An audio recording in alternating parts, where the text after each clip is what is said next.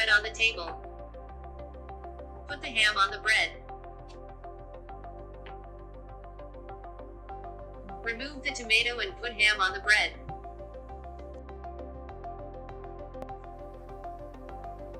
Congratulations!